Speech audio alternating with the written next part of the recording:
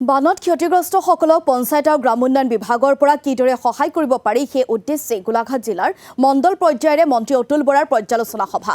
বানত গোলাঘাট জিলাৰ কলিয়াপানী, কমাৰবন্ধা, কাকডোঙা, বোকাখাট আদি অঞ্চলত বানে ক্ষতি কৰা মহিলা আত্মসহায়ক গোটে কৰি অহা কামৰ ক্ষয়ক্ষতিৰ বুজ লয়।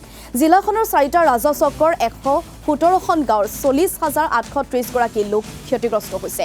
লগতে 2,969.44 হেক্টৰ কৃষিভূমি বানত নষ্ট হয়। এই ক্ষতিগ্ৰস্তসকলক সকাহ দিয়াৰ উদ্দেশ্যে পৰ্যালোচনা সভা অনুষ্ঠিত কৰি মুখ্যমন্ত্ৰীয়ে আলোচনা কৰি সমাধান কৰা হ'ব বুলি জনালে মন্ত্ৰীগৰাকীয়ে।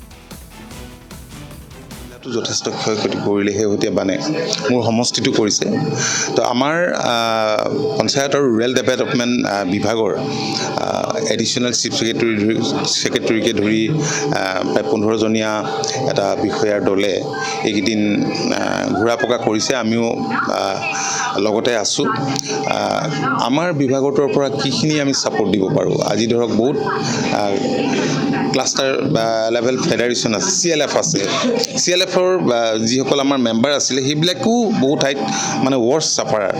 গতিকে গভমেণ্টে কি কৰিব পাৰে, তেওঁলোকক আগতে যিবিলাকে ঋণ লৈ থৈছিলে সুতৰ ইণ্টাৰেষ্টৰ ক্ষেত্ৰতে হওক, ৰেহাইৰ ক্ষেত্ৰতে হওক বা নতুনকৈ তেওঁলোকৰ জীৱন জীৱিকাৰ কাৰণে আমি কেনেকৈ ছাপোৰ্ট দিব পাৰোঁ, সেই কথাখিনি আজি আমি ইয়াত আলোচনা কৰিছোঁ। জিলাখনৰ যিবিলাক CLFৰ প্ৰেচিডেণ্ট ছেক্ৰেটৰী সেইসকল আজি উপস্থিত আছে।